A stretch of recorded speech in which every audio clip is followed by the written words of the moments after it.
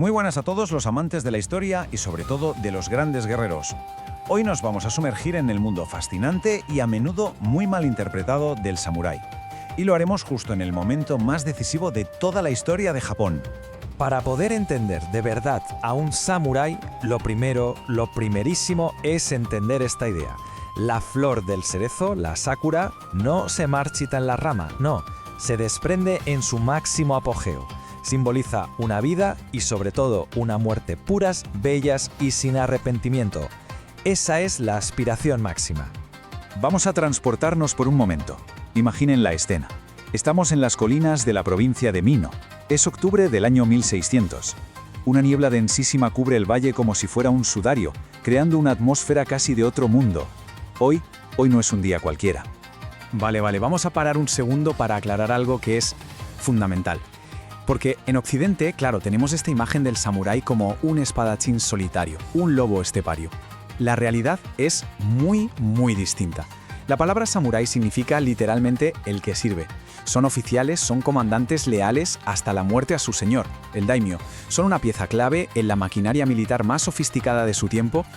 Hay que entender que Japón lleva décadas, más de un siglo, consumido por una guerra civil absolutamente brutal, la era de los estados en guerra. Hermanos contra hermanos, hijos contra padres, un caos total. Pero todo ese conflicto, todo ese derramamiento de sangre culmina hoy, en este valle. El futuro de una nación entera está en juego. Y ahora viene lo que es verdaderamente interesante. Para un samurái, la guerra no es simplemente matar, no. Es un acto que está gobernado por una etiqueta súper estricta, por un ritual. La preparación para la batalla es casi tan importante como la batalla misma. El proceso empieza, como no, vistiendo la armadura. Pero ojo, no es una coraza rígida como la que podemos tener en mente de los caballeros europeos, para nada. Es un sistema flexible de placas unidas por seda que permite una movilidad total. Luego se coloca la máscara, el mempo, una cara de demonio para deshumanizar al guerrero e infundir terror. Y finalmente llega el paso más sorprendente de todos. Y aquí, claro, surge la gran pregunta. A ver, ¿por qué alguien se tomaría la molestia de perfumar su casco y su pelo justo antes de una batalla en la que podría morir y ser decapitado? Es que no tiene ningún sentido, ¿verdad? Pues la respuesta es pura filosofía samurái. El objetivo es que, si un enemigo corta su cabeza como trofeo, al presentarla a su señor, ésta desprenda un olor agradable. Es una demostración de clase, de refinamiento, de dignidad hasta el mismísimo final. Y esto es lo crucial. A un samurái no le asusta la muerte, le aterroriza la deshonra. De acuerdo, una vez completado este ritual salimos a la niebla, al campo de batalla. Y es justo aquí donde tenemos que desmontar uno de los mitos más grandes que existen sobre cómo luchaban los samuráis. La katana, claro. No se puede hablar de samuráis sin hablar de la katana. Es el alma del samurái, el honor de su linaje. Una auténtica obra de arte forjada con una técnica legendaria, capaz de hacer cortes increíblemente precisos.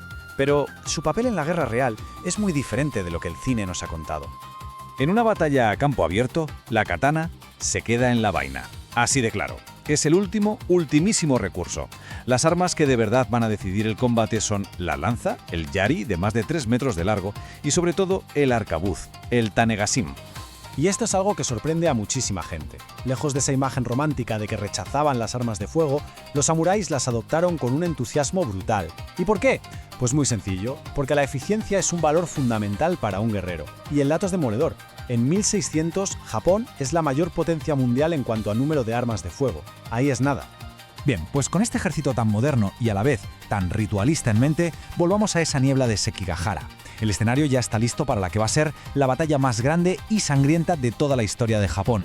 A un lado del campo de batalla tenemos al ejército del oeste, unos 80.000 hombres leales al clan Toyotomi, comandados por Ishida Mitsunari. Y enfrente, el ejército del este, con una fuerza muy similar, liderado por el astuto y paciente Tokugawa Ieyasu. El premio para quien gane no es poca cosa, es el control total y absoluto de Japón. Traten de imaginar la tensión de ese momento. Más de 160.000 soldados esperando, en silencio, en ese valle húmedo. El aire se puede cortar, está cargado, pesado.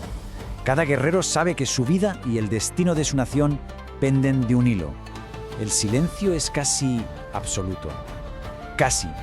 Y con esto, la batalla por Japón ha comenzado. Pero no se muevan, que en solo unos segundos llega la segunda parte y descubrimos lo que sucede a continuación. que definirá el futuro de toda una nación. Venga, vamos a viajar un poco en el tiempo. Nos vamos al año 1600. Imaginaos un valle, justo en el corazón de Japón, que amanece cubierto por una niebla densísima. Y el humo de la pólvora. Porque es justo aquí, en este preciso instante, donde se está decidiendo el futuro de todo un país. Estamos en una de las batallas más cruciales de su historia. Fijaos en esta frase. La lealtad es tan frágil como el papel de arroz. Es que esto es el núcleo de toda la historia. Tenemos que entender que estamos en la era Sengoku, el periodo de los estados en guerra. Una época en la que las alianzas, se hacen y se deshacen en lo que tardas en parpadear. La lealtad, por tanto, era algo increíblemente valioso y, sobre todo, muy difícil de encontrar. Vale, ahora vamos a meternos de lleno en la batalla. Quiero que te imagines esto. Eres un samurái. Estás luchando en el ejército del oeste y la verdad, la victoria parece que está al alcance de la mano. Pero a tu alrededor, solo hay un caos indescriptible. Sientes cómo la tierra tiembla, literalmente, bajo tus pies. Son las cargas de caballería, chocando con una violencia brutal en medio del barro. Y a eso súmale el estruendo de los arcabuces, que, para que nos entendamos, eran los primeros fusiles. El ruido es ensordecedor y todo huele a pólvora quemada, un olor que se te mete hasta dentro. Y es que apenas se ve nada, ¿eh? El humo negro de la pólvora se mezcla con esa niebla blanca y pegajosa del valle. Tus enemigos, pues son poco más que sombras que aparecen y desaparecen de la nada. De repente, un fogonazo ilumina un rostro desfigurado por la rabia, y luego, oscuridad otra vez. Tú estás ahí, en medio de todo, con tu yari, esa lanza larguísima de los samuráis. Empujas, golpeas, sientes perfectamente cómo la armadura de un enemigo cede, se abolla, bajo la fuerza de tu ataque. Y el sonido es una mezcla terrible de gritos de guerra y de dolor, una especie de sinfonía macabra. Pero lo más importante, lo crucial de todo esto, es que estáis ganando. Tu bando, el oeste, tiene todas las de ganar. Tenéis el terreno a vuestro favor, sois más hombres y, para colmo, el líder enemigo, el mismísimo Tokugawa Ieyasu, está totalmente acorralado.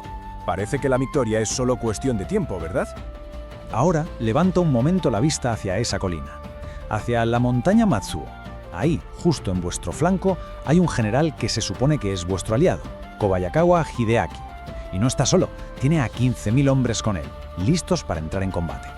El problema es que lleva horas ahí parado, simplemente observando, sin mover un dedo, a pesar de que vuestro general le ha enviado señales una y otra vez para que ataque. ¿Qué está esperando? Y de repente se mueven. Las tropas de Kobayakawa por fin empiezan a bajar la colina y bajan gritando. Por un instante respiras aliviado, incluso se te escapa una sonrisa bajo la máscara. Ya está, este es el golpe de gracia, el ataque final que va a aplastar a Tokugawa de una vez por todas. Pero esa sonrisa se te congela en la cara. El alivio se convierte en puro horror, porque te das cuenta de que no están cargando contra el enemigo, están cargando contra vosotros, contra vuestro flanco. Es una traición, la traición definitiva. Y ahí se desata el infierno. El caos es absoluto. Vuestras filas se rompen por completo. Hombres que hace un segundo luchaban juntos, hombro con hombro, ahora se están matando entre ellos. Tu lanza se parte en dos. Ves caer a tu señor. En un acto reflejo desenvainas tu katana para una última defensa. Pero en el fondo ya lo sabes. Sabes que todo ha terminado. De alguna manera, no sabes ni cómo consigues escapar de esa carnicería. Estás malherido, completamente agotado, y acabas junto a un arroyo, en mitad del bosque. Has sobrevivido, sí, pero ahora, justo ahora, te enfrentas a la decisión más difícil de toda tu vida. Básicamente tienes dos caminos delante. La primera opción es vivir, convertirte en un ronin, o sea, un samurái sin señor, y malvivir como mercenario o incluso como bandido. Podrías tener una vida larga, sí, pero sería una vida marcada por la vergüenza de haber sobrevivido a tu señor.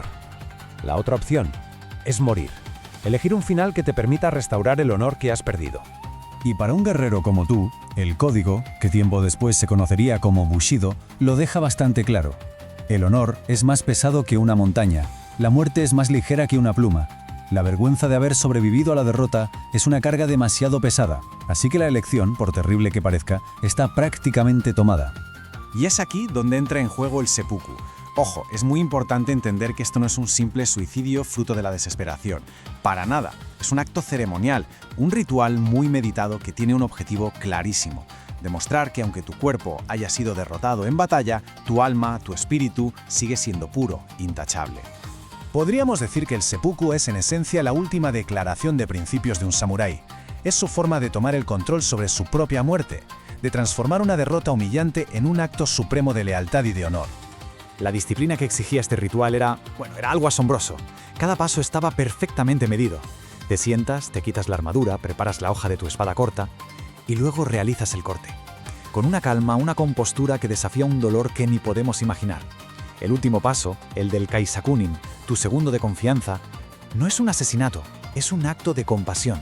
Un golpe rápido para acabar con el sufrimiento y preservar tu dignidad hasta el final. Y ahí, en tus últimos instantes de vida, compones mentalmente tu poema de muerte, el Jisé. Una última reflexión sobre lo efímera que es la vida, como dice el poema, tan pasajera como las gotas de rocío que se desvanecen en cuanto sale el sol. Y con tu muerte, y la de tantísimos otros en ese valle, no solo se acaba una batalla, se acaba una era entera. Termina más de un siglo de guerras civiles que habían desangrado a Japón. Efectivamente, la victoria de Tokugawa en Sekigahara fue el punto de inflexión que lo cambió todo. Consiguió unificar Japón bajo un solo mando y dio comienzo al famoso periodo Edo. ¿Y qué supuso eso?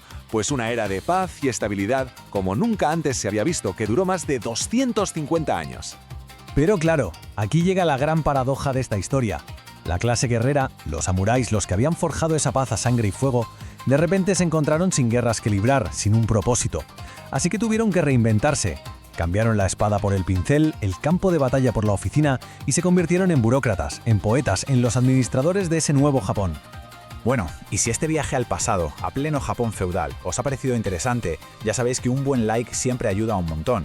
Si se lo queréis pasar a alguien a quien le apasiona la historia, genial. Y por supuesto, suscribíos y dadle a la campanita, que así no os perdéis las próximas historias que están por venir. Y para terminar, me gustaría dejar una pregunta en el aire. El samurái de esta historia eligió el honor por encima de la propia vida. Si lo traemos a nuestro mundo, al día de hoy, ¿creéis que existe algún ideal, algún valor por el que merecería la pena hacer un sacrificio de ese calibre? Dejad lo que pensáis en los comentarios, que me interesa mucho leerlo. Nos vemos en la próxima.